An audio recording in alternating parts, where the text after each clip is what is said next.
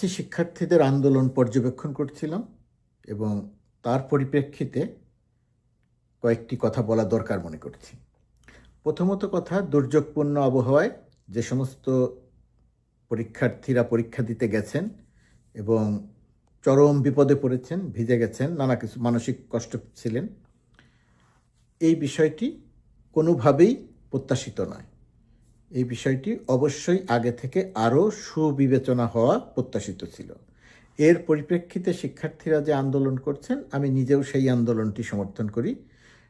তারা যে কথা বলেছেন যে দুর্যোগপূর্ণ আবহাওয়ায় পরীক্ষা, সেটা নিয়ে আমার কোনো আপত্তি নেই, আমি শিক্ষার্থীদের সঙ্গে আছি। শিক্ষামন্ত্রী এহসানুল হক মিলনের বক্তব্যকে কেন্দ্র করে শিক্ষার্থীরা যে প্রতিক্রিয়া দেখিয়েছেন, সেটি একটি ব্যক্তিগত কথোপকথন হলেও যেহেতু কথাটি সামনে এসেছে, যেভাবেই হোক না কেন, শিক্ষার্থীদের যে বিক্ষুব্ধতা, আমি সেটাকেও সমর্থন করি, তারও বাইরে যাচ্ছি না। এবং সেই কথাটি যে ঠিক বলেননি, সেটা কিন্তু শিক্ষামন্ত্রী নিজে দুঃখ প্রকাশ করে বলেছেন। এটা একটি দিক। এর বাইরে এসে এই এইচএসসি শিক্ষার্থীদের আন্দোলনটি পর্যবেক্ষণ করতে গিয়ে বেশ কিছু বিষয় মনে আসলো।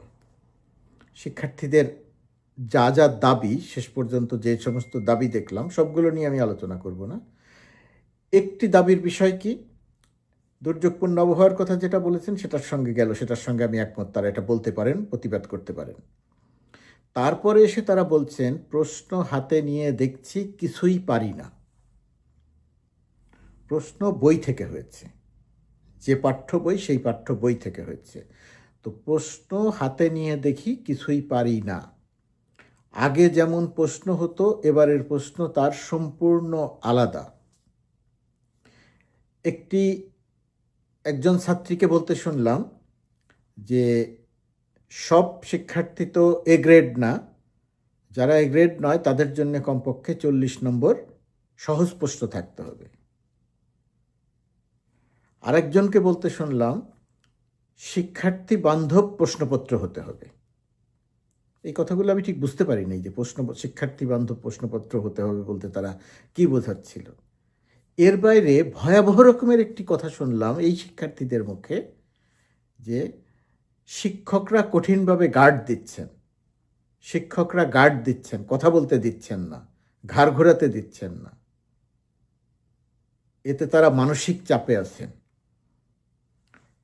এরকম আরও অনেক কথা বলেছেন। এই যে কথাগুলো তারা বললেন, এই কথাগুলো শুনলাম, শুনে একই সঙ্গে অবাক, একই সঙ্গে অত্যন্ত কষ্ট পেলাম। আমি শিক্ষার্থীদের যে দুর্ভোগ, সেই দুর্ভোগের সঙ্গে সম্পূর্ণ একমত, কিন্তু এই কথাগুলো শুনে আমার কাছে কয়েকটি জিনিস মনে হলো।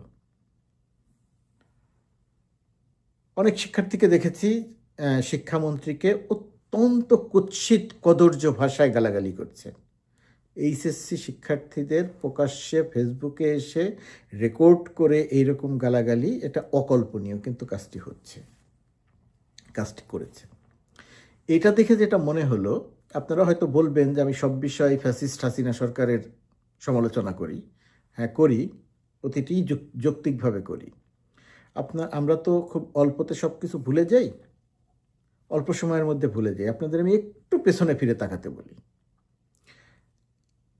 ফ্যাসিস্ট হাসিনা সরকার যত রকমের খারাপ কাজ করেছে একটি দেশকে পিছিয়ে দেওয়ার জন্যে, এর মধ্যে সবচেয়ে খারাপ কাজ, আর্থিক দুর্নীতি বাদ দিয়েও সবচেয়ে খারাপ কাজ, সবচেয়ে বড় অপকর্ম যেটা করেছে, যে বাংলাদেশের শিক্ষা ব্যবস্থাটাকে পুরোপুরিভাবে প্রায় ধ্বংস করে দিয়েছে। কিভাবে? অনেকে ভুলে যেতে পারেন। আপনারা একটু খেয়াল করে দেখেন, পঞ্চম শ্রেণী থেকে শুরু করে পরপর যদি করে যান, সবগুলো ধাপে ধাপে এসএসসি, এইচএসসি, মেডিকেল, ভর্তি পরীক্ষা থেকে শুরু করে ব্যাংকের পরীক্ষা, চাকরির পরীক্ষা, এমন কোনো একটি পরীক্ষার কথা আপনি আলাদা করে বলতে পারবেন না শেখ হাসিনার ফ্যাসিস্ট শাসনকালে প্রশ্নপত্র ফাঁস হয় নাই।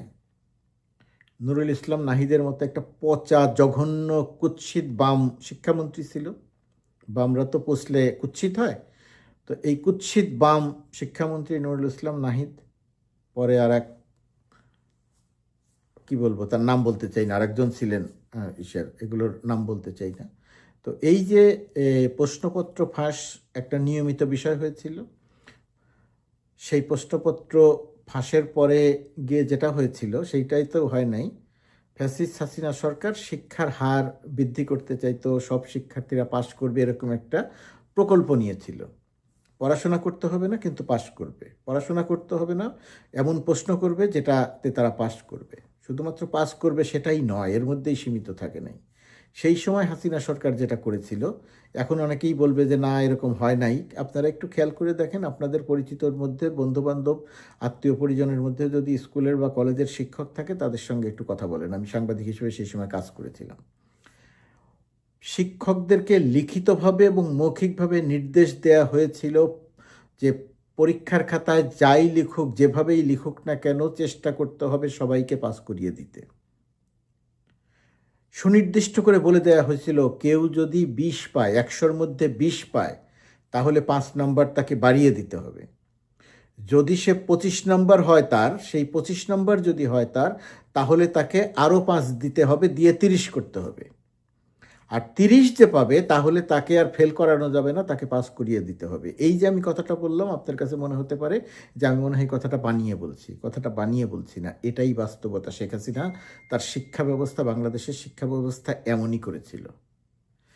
শিক্ষকরা স্কুলের সব কিছু ঠিক রাখতে, সুযোগ সুবিধার বিষয়গুলো ঠিক রাখার জন্যে ক্লাসের ভেতরে পরীক্ষার সময় শিক্ষার্থীদের প্রশ্নের উত্তর বলে দিত।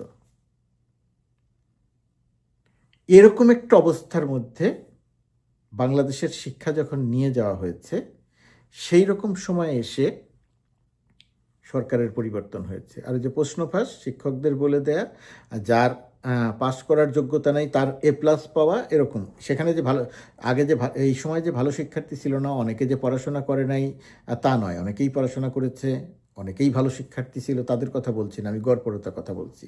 হাসিনা সরকার এই কাজগুলো করেছে এবং আমাদের মনোজগতে, অভিভাবক মনোজগতে একটা ভয়ঙ্কর রকমের পরিবর্তন হয়েছে।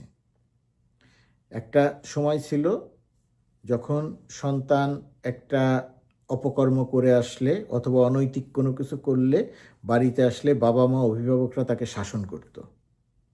সন্তান পরীক্ষায় নকল করবে, শিক্ষকরা তো নয়ই, বাবা মা এটাকে খুবই জঘন্য কাজ হিসাবে দেখত। উৎসাহিত করা তো দূরের কথা।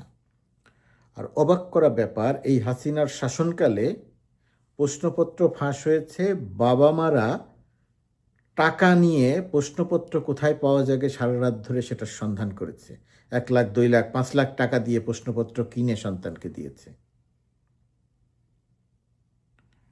এই যে অধপতন, এই যে মূল্যবোধের অবক্ষয় হাসিনা করে দিয়ে গেছে বাংলাদেশের শিক্ষা ব্যবস্থায়, সেটার এই ধারাবাহিকতা টানতে হচ্ছে বর্তমান বাংলাদেশকে, বর্তমান সরকারকে। ওই যে শিক্ষার্থীরা বলছে প্রশ্ন কঠিন, পড়াশোনা করে নাই, সে মনে করেছিল পাস করবে এমনিতেই। প্রশ্ন কঠিন, শিক্ষকরা কথা বলতে দেয় না। আগে হাসিনা রেজিমে ছিল শিক্ষকরা প্রশ্নের উত্তর বলে দিত, এখন শিক্ষকরা কথা বলতে দিচ্ছে না। এখন এটাকে বলা হচ্ছে যে কঠিনভাবে গার্ড দেয়া হচ্ছে, এটা দেয়া যাবে না।